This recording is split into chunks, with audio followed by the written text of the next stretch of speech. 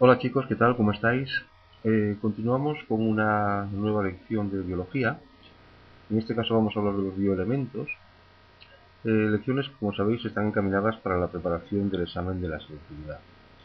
Todas las lecciones que estamos dando por vídeo, estamos grabando en vídeo, así como mucho más material lo podéis ver en la web www.prepararlaselectividad.com. ¿Vale? Bueno, pues entonces, como decía, vamos a comenzar a desarrollar hoy el tema de los bioelementos. Y comenzamos hablando del concepto de bioelemento. Bien, los bioelementos son elementos químicos que forman parte de la materia de los seres vivos.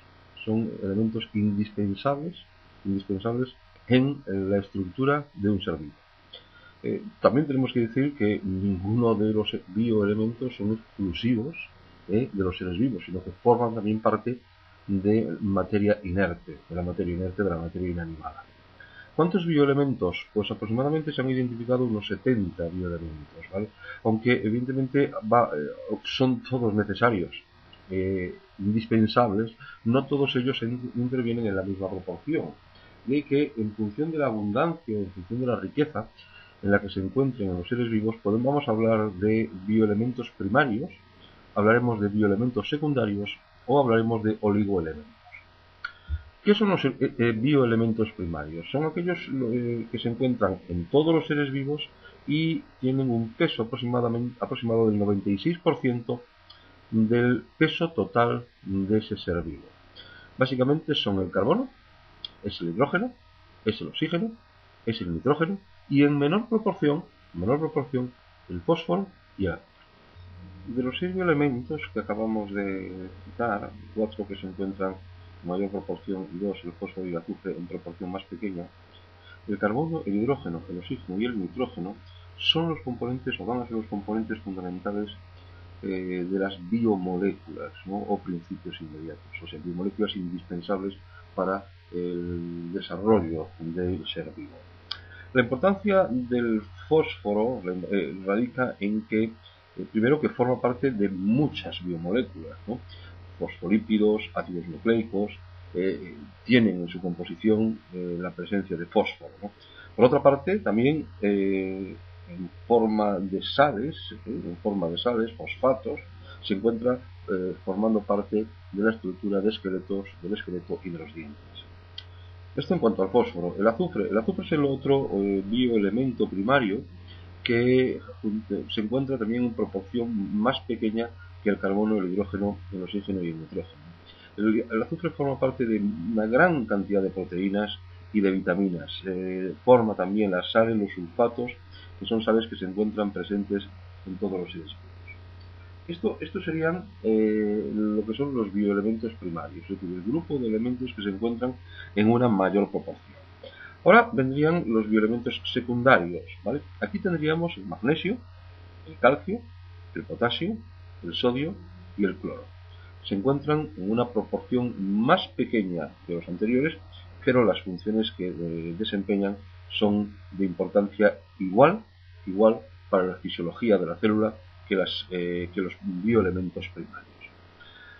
Eh, por decir algún detalle de estos elementos, digamos que el magnesio, por ejemplo, forma parte de la clorofila de los vegetales y como catión, como magnesio más 2, actúa como catalizador en muchas reacciones biológicas, en muchas reacciones bioquímicas. El calcio forma parte, por ejemplo, del carbonato de calcio, indispensable en las estructuras óseas.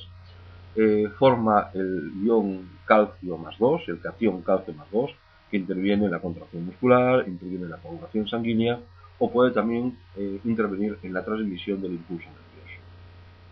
Y por último, los 3 bioelementos secundarios que faltan de este grupo, es decir, el potasio, el sodio y el cloro, en la forma iónica, es decir, catión potasio más, catión sodio más, anión cloro menos, son o van a intervenir en mantener el grado de salinidad en los líquidos biológicos e intervienen también en procesos fisiológicos como puede ser la transmisión del impulso nervioso.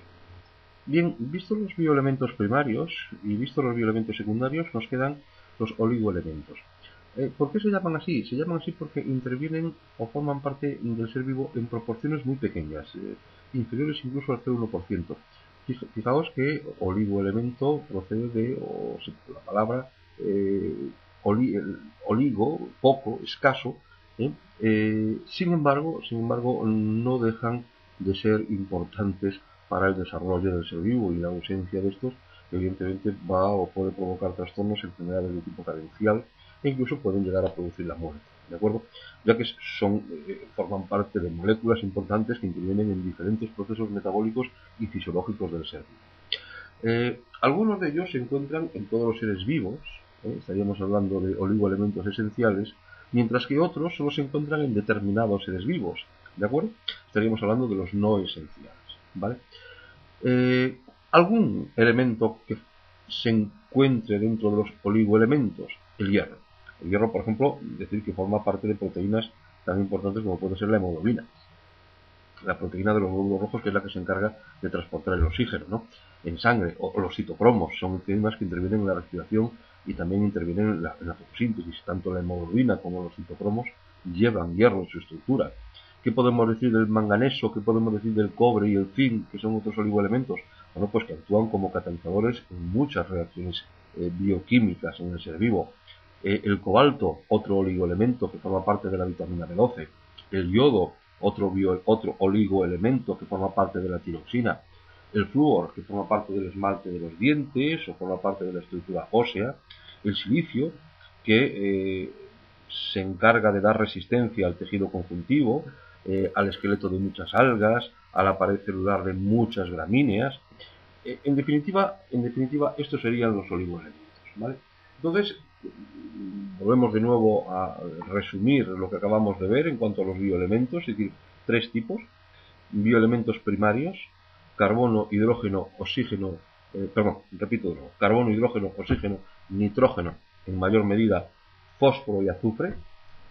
Secundarios, bioelementos secundarios, que serían el magnesio, el calcio, el potasio, el sodio y el cloro. Oligoelementos esenciales, hierro, manganeso, cobre, zinc y cobalto.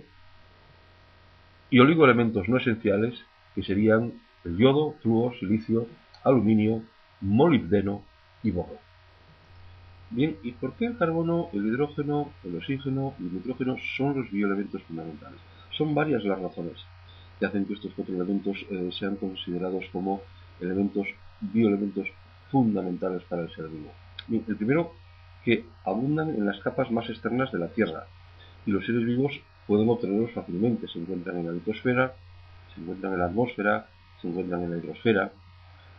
Estos átomos son elementos capaces, entre ellos, enlaces fuertes, enlaces por compartición de electrones, enlaces en definitiva covalentes.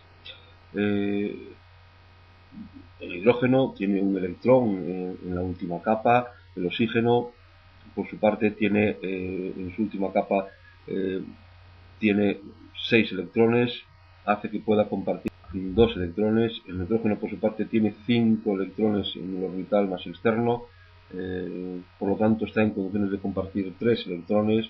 El carbono tiene 4 electrones en el orbital más externo.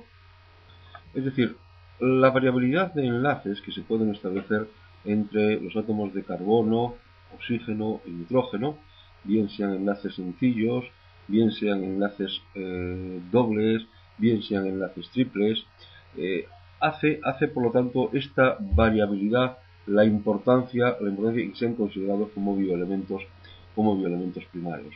Y después, por último, otra razón que también influye en la importancia de estos elementos es que los átomos de carbono pueden formar enlaces carbono-carbono entre sí. Es decir, carbono-carbono sencillo, enlace carbono-carbono sencillo, enlace carbono-carbono doble o enlace carbono-carbono triple. Las grandes cadenas carbonadas que van a formar parte de moléculas orgánicas, que muchas de ellas indispensables y necesarias en el ser.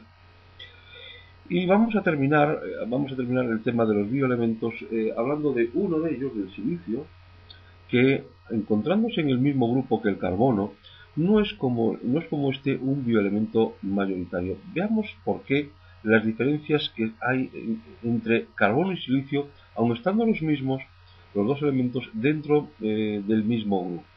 Bien, el silicio tiene mayor tamaño que el carbono.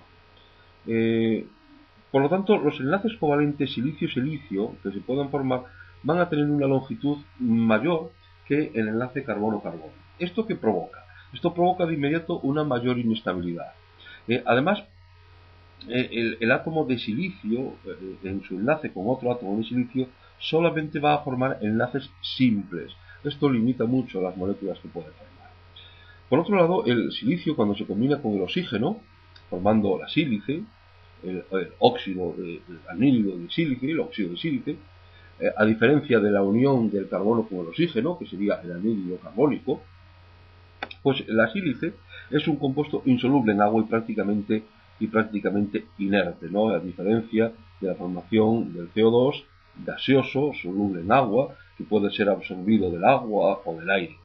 Pues bien, estas son entonces las dos diferencias que hacen que el silicio no sea un bioelemento mayoritario en la naturaleza en contraprestación del átomo de carbono, a pesar de estar los dos en el mismo grupo dentro de la tabla periódica. Bueno, pues hasta aquí ha sido el tema de los bioelementos. Espero que os ayude a entender un poquito más esta parte de la biología. Y recordad que tenéis muchos más vídeos y muchos más contenidos en la web www.prepararlaselectividad.com.